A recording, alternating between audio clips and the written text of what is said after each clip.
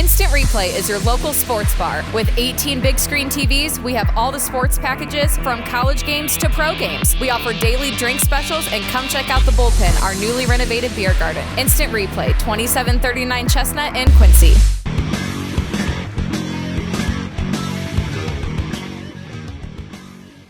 Hey everybody, welcome to the Daily Muddy. I'm Ashley Conrad, and joining me today, Veronica Roth-Phillips with the Blessing Bariatric Institute. Welcome, Veronica. Yes, thank you. Absolutely. So we were talking a little bit before about obesity and childhood obesity. And to be honest, I'm a little embarrassed when I looked at the topic of our conversation. I know the word bariatric, but I wasn't really sure what it related to. Okay. So I may be the only one, but just for the sake of, maybe there are more people, what is bariatric? So bariatric is care for obesity patients, and we are highlighting childhood obesity because that's going to be coming up in September.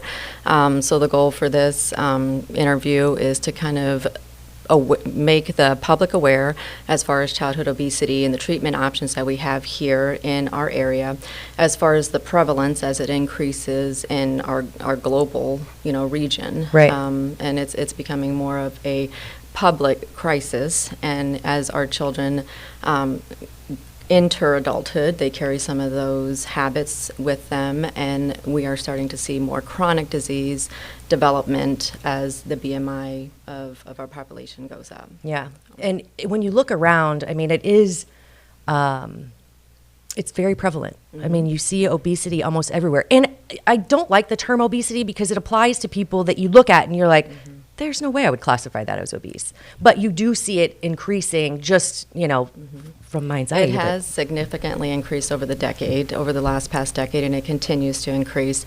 There's lots of different factors. Some of it's genetics. There are studies that show there is a strong correlation with genetics, but it's also triggered by environment, our food industry, advancing technology. We don't have to be as active, so sedentary lifestyles. And some of the food products that we have, they're ultra processed, and we're constantly inundated with those products. So as that our busy lifestyles continue, it gets harder and harder for families to live a healthier lifestyle. And then you also have to think of food disparities in social groups, economic groups, and our family dynamics as a whole also contribute to it. So. Right. I think it's a lot of it is outside of control, but some of it is the environment that you're raised in, right? As you mentioned, food system, what's available, and it is when you see children. That are on the obese side, I feel terrible because it can't be easy. And I'm not just talking about society as a whole judging, right? Mm-hmm. But just carrying it around every day. It cannot be comfortable or easy. No, and also, it links into health issues. We're seeing more pediatric NASH, which is non-alcoholic liver issues, coming, which before in the past that was not heard of very often. It was more of adults with alcoholic history. Now we're seeing non-alcoholic liver issues. We're seeing type 2 diabetes in childhood. That's increasing, as well as, hypertension and cardiovascular issues, and an increase in asthma as well. Right. And then those carry on as, as they go through the stages of life, because it's kind of like old habits die hard, but then also the other factors that play into it almost is, it's almost impossible to overcome some of those. Yes. Right? Yep. So how do you define childhood obesity? Is there a definition? So there is a definition. It's typically classified as an excessive body weight, and that's based off the BMI chart. Okay. So for children, that's 5 below percentile of their body weight. That's considered underweight. Then you have from 5 to 85, which is considered in a healthy BMI. 85 to 95 percentile is considered in the overweight category. And then when you have a child that is 95 or above, that is considered in the obese category. Okay. There are some treatment options for children ages that are appropriate by FDA. There's some medication options for 12 and older. When we start working with younger kids, it's more of family education, trying to incorporate, healthier food options, trying to decrease screen time, improve sleep quality, because all of that weighs into how they feel during the Absolutely. daytime, and then as far as productivity during the day. So, That's but tough. yes, it is. Everything is electronic.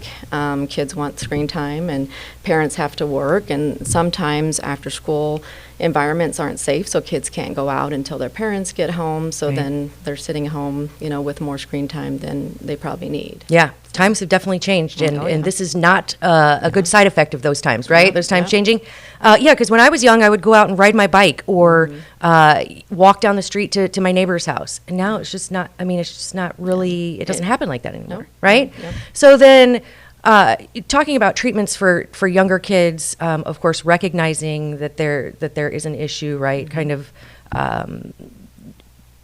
dealing with it head on at a young age, I would think, starting off. Yep. So the American Pediatric Association starts screening children at the age of 2. Okay. With 2? their BMI at 2. Oh my gosh. With Okay. being overweight or in the obese category. And then they graph that and chart that on that percentile. Typically, pediatrics are really good as far as pediatricians talking about their concerns, but not focusing so much on the image itself, but just more for overall health. There are selective genetic testing that we are able to do to rule out rare genetic factors that are causing the obesity, and that's more linked to like leptin levels, but that's specialized treatment, and sometimes pediatrics don't feel comfortable with that. We do have a physician-trained pediatric provider at Blessing Bariatric Institute, and then there's also services at Cardinal Glennon in St. Louis that offer more advanced services as well. Gotcha. So, and then when you're talking about treatment plans, so as you get older, we were talking again, before about Ozempic, surgical procedures that help. So does Blessing Bariatric Institute deal with that type of treatment Yep. as well? Yep. So for pediatrics, Dr. Rich is our physician that works with the pediatric population on medication management. There are a few medications that are FDA approved for a child that's 12 or older. Okay. The injectable ones, it's a hot topic in the media, with celebrities and, people using it. For appearances Sure. and just weight loss without having a BMI that meets medical necessity. There are some of those medications that are available to younger children, 12 years or older. It's a peptide. A lot of people are curious, what is that medication? Yeah. What does it do? It's a peptide that our body naturally makes, and it regulates your hunger and your appetite. There is a metabolic dysfunction in some people that have genetically disposed to the obesity gene, and it does help regulate how hungry you are and how full you get. A lot of times these medications are long-term. Some people don't realize that once they start a medication like this, if they cut the medication off cold turkey, they'll have weight regain. So it's important to educate your patients on knowing that obesity is a chronic disease, and you have to treat it like diabetes. You have to treat it like high cholesterol. Right. You in some fashion, whether it be medication, lifestyle, diet, or all the above. Right. Medications and surgeries, they're tools. They're tools to help you as you're changing some of the triggering factors and that metabolic dysfunction. But you still have to be aware and mindful of the environment you're in, what your food triggers are, what you're eating or not eating, for you to be successful long term. Yeah. Yeah. Yeah. And the hard part is your body adapts Right. to everything that you do. So you have to change that as your body adapts. Right. Yeah, routine and habits, they die hard, right? Yeah. And everybody's always looking for the easy button. Yeah, And sometimes the easy button seems like the great plan until you realize that, well, now I have to do this easy button forever, and I still have to change my habits and my routines, right? Yeah. Which is kind of the same with the surgical procedures. What is it? Yeah, so there's bariatric procedures that are offered, and even our population, our pediatric population, we don't do it in this area, but I know that Children's Glennon in St. Louis, they have done pediatric, they do pediatric bariatric surgeries, Okay. which modifies the GI tract. It's more of a restrictive and malabsorption procedure. It takes close closely monitoring with, a team long term. But there are bariatric procedures that are offered in St. Louis. Okay. And there have been some success, but it's a long term. You have to follow those healthcare providers lifetime because you fall into some, vitamin deficiencies if you're not Right. checking your labs annually. Yeah. Something, So when you do the surgical, and now this is just me being curious, so Yeah. does it actually shrink the stomach? Because So I think there's a restriction there. So Okay. it does change the size of your stomach, and there's several different procedures. So the sleeve would basically be just altering the size of your stomach, and it would be about the size of a banana. Okay. So you're restricting the amount of food that your body can take in at once. Right. And the small intestines and the rest of the GI tract is all left unaltered. It stays as normal. The other surgeries that are offered are the gastric sleeve or bariatric. The bypass, which has been around the longest. Then there is the duodenal switch, and then there's the SADE, which all three of those are restriction, plus you have some malabsorption with those surgeries. So they alter the small intestines. That alters how much of the nutrition that you actually absorb. Yeah. And with that, you can run into complications if you're not compliant with what type of diet you're supposed to follow, restrictions. They recommend reducing alcohol, NSAIDs, cutting all of that out, carbonation. So it's not an easy, Right. I have patients that are my adult populations, they have to spend more time planning on what they're eating, because if not, they fall into, issues with deficiencies. Right. So, Right. Yeah, a lot of work goes into it. Yeah, I was going to say a lot of work goes into it, either whether it's on the front side or the back end, right? There's work that has to be put in. Yeah. I'm glad you know what you're talking about because I could sit here and talk to you all day long. It's just so interesting to me to know because it is a big problem in the United States, huge, right? Obesity, diabetes, heart disease, they're all just they're killers of so it's hard to sit here and not have so many questions, but thank you for coming in. So of course you are the nurse practitioner with the Bariatric Institute at Blessing. If people want more information on services you provide, or maybe they just have questions, who do they call? They can call Blessing Bariatrics. A lot of times a good starting point for kids is talking to their pediatrician or their family doctor, their PCP. They would be good resources. They a lot of times can rule out, if there's any thyroid dysfunction, untreated sleep apnea, and then put them in the right specialty area if they need to be. And then if they don't get answers, with pediatrician or family practice, or they don't feel comfortable, they could always go to Blessing Bariatrics. We do have Dr. Rich, like I said, is our pediatric bariatric provider. Also, the CDC has great resources for weight management in kids, as well as the American Pediatric Academy. And their website's online. It's free information. It talks about, decreasing screen time, increasing physical activity, what foods to incorporate, as much as fresh fruits and vegetables and lean proteins. And a big one is decreasing sodas, sugar. As much as possible, and increasing water intake. So It's tough because it's everywhere, It right? is. Sugar It is is. everywhere, It is. and water is not good enough. Yeah. It's boring, Yeah. so everybody wants the good stuff. Well, thank you again, Veronica. I really Yes. appreciate you coming in. Childhood Obesity Awareness Month coming up, of Yep. course. Reach out to Blessing, reach out to Veronica if you have questions. Dr. Rich, a great team of people over there at Blessing Bariatric Institute. Thank you again so Yeah, much for thank coming you. in. Appreciate it. Yeah. Coming up next, I sit down with Suzanne Ellerbrock, and we talk popcorn and bourbon. Stay tuned. The Tower, a great place to meet and eat. But did you know the Tower has one of the finest drink selections in our area? Along with its incredible Mexican menu, the Tower specializes in tequilas for every taste. Names like Patron, Cabo Wabo, and Hornitos. And don't forget the margaritas. On Mondays and Tuesdays, stop by and pick up a single topping pizza and get Tower margaritas to go. Enjoy the Tower at home or in our dining room, bar area, or the Tower's signature climate-controlled porch. The Tower Pizza and Mexican in Quincy. Are you looking for the perfect venue for your next special event? Check out Utopia Event Center.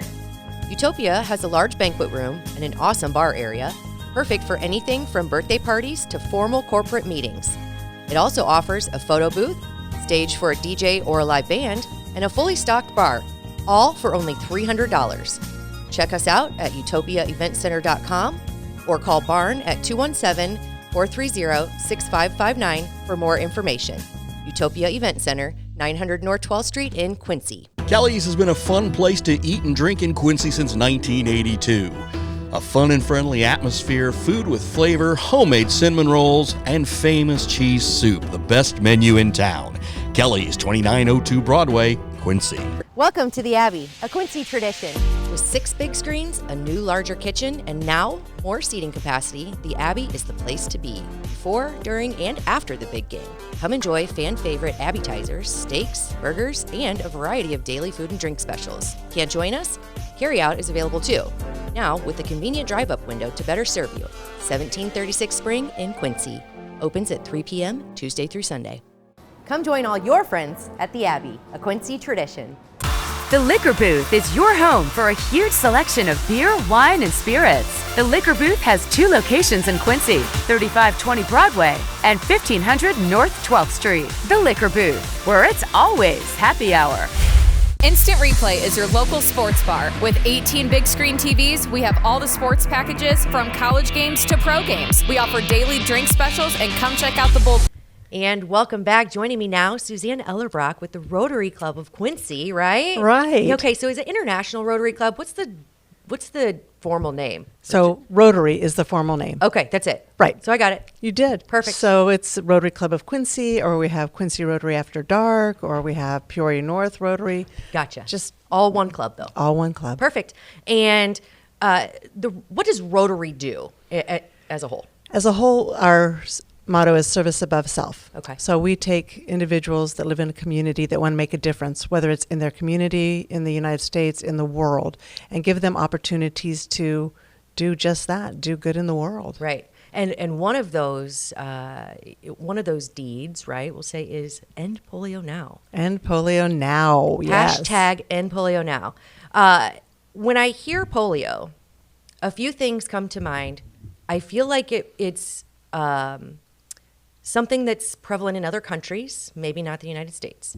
I think maybe it was prevalent years and years ago, but maybe not so much today. Are both of those true? Yes, they are. Okay. Yes, they are. But the key here is that it's so close to being eradicated that we can't stop, because if we stop, then of course I see the problem growing. Is that true? That is correct. Okay. We've got to get rid of it. Yeah. There's just no other way to put it. It has to be gone from this earth. And how do you do that? Well, there is polio vaccine, but it has to be administered to children 0 to 5. Okay. If it's not done, then they are at risk of getting polio, which is a crippling disease, or death. Yeah. So we made a promise to the children of the world back in 1984 that Rotary was going to eradicate it from this earth. And we're still working on it, and we still need help. Yes, and you've been working on it. So how many cases are there worldwide, and do you know where the majority of the cases are? We do. There are only 2 countries that still have polio. That is Afghanistan and Pakistan.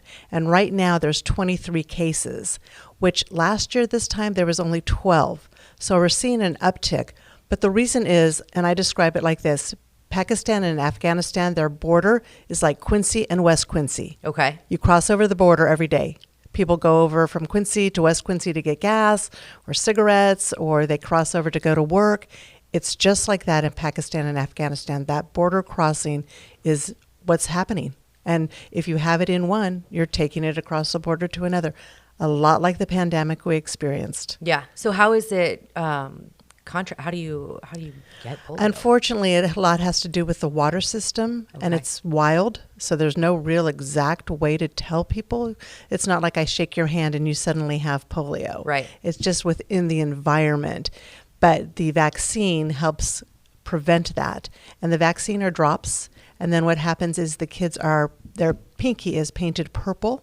So that way when our volunteers go back in, they already know which children have been vaccinated and which children need to be vaccinated. So are non-purple pinkies like, No, they're not. Good. They're just everyday kids, just like we have here in the United States. It was back in the day when we had polio in the United States. If your friend had polio, they were enclosed in their home, couldn't come out and play, couldn't go to the swimming pools. it's similar in nature, but they don't have the same lifestyle we do. Right. They don't have the same lifestyle. So, they don't look at it like, oh, you have a disease. Yeah. Stay like we away. would. Exactly. Yeah. Exactly. Yeah. But I would think that one would think that if you have 23 cases, do you get rid of it? I mean, can you get rid of it once you have polio? No. Okay. No. If you have polio, you are affected for life, however long that life may be.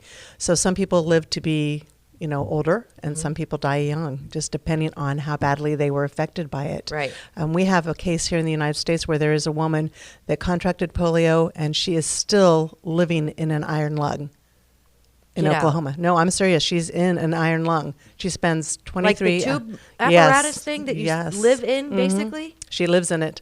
And recently our club was able to send some money to her because she needed a new generator.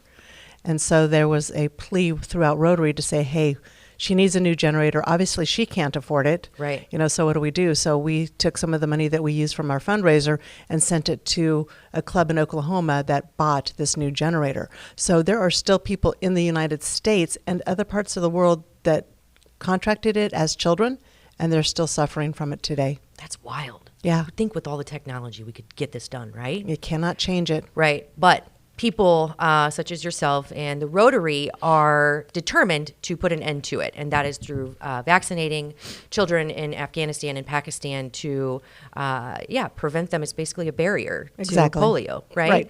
And although it doesn't seem like a huge problem for us, it's something we can't ignore because it is a promise that you made that you will end it. Exactly.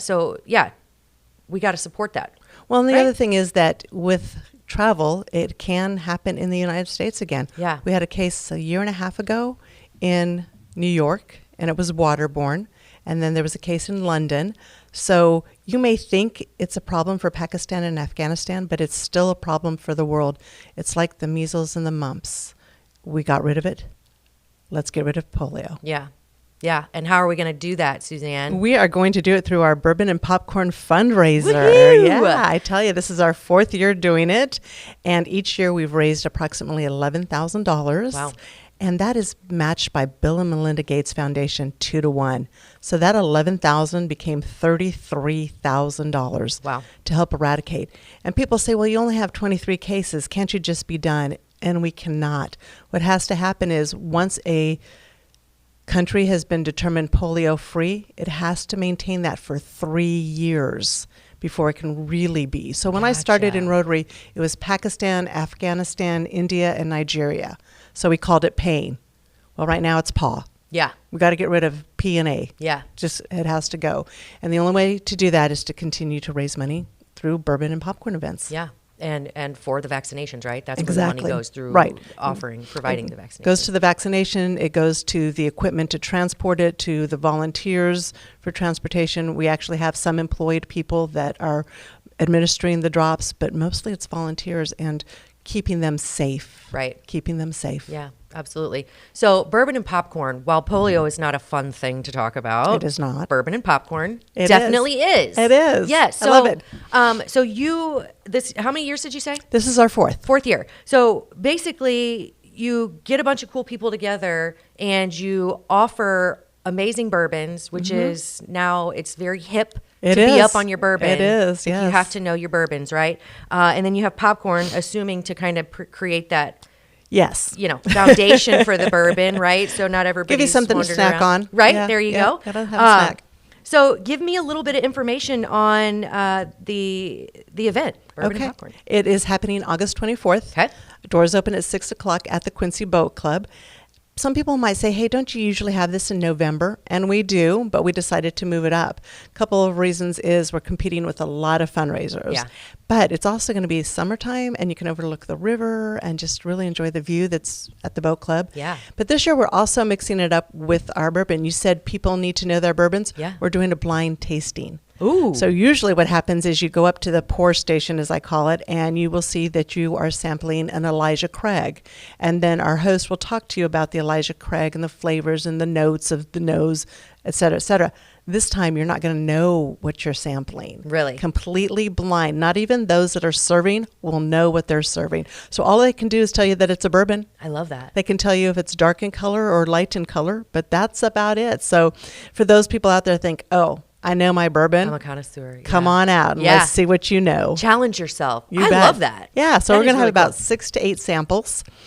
The cost is $60 to get in the door, Okay. and includes those 8 samples. And then the Quincy Rotary After Dark, which is our newest club. They've been in existence for a year. They're going to provide food for a free will donation. Okay. So there'll be some more food to help absorb that alcohol. Yeah. And then we actually make our money with a live auction. Okay. So we've been gathering bottles that you can't normally find around here, and that's where we will just ask people to open up their hearts as well as their wallets Absolutely. and donate to the cause. Love it. So now, will the bourbons that they're testing be auctioned? They will. Yeah. So they'll be revealed once we're all done Okay. tasting, and then the end of the auction, we always auction off whatever's unopened and left over. And then people can say, oh man, I really thought that was a Knob Creek, and it turns out to be something like, Maker's Mark. Yeah. Again, I don't even have the list to know what we're tasting, so it'll be a lot of fun for everybody. I love that idea. Yeah. And then the name doesn't affect your taste, right? Because sometimes you Right. see the bottle and you're like, Yes. oh, Basil Hayden, that's going to be a good one.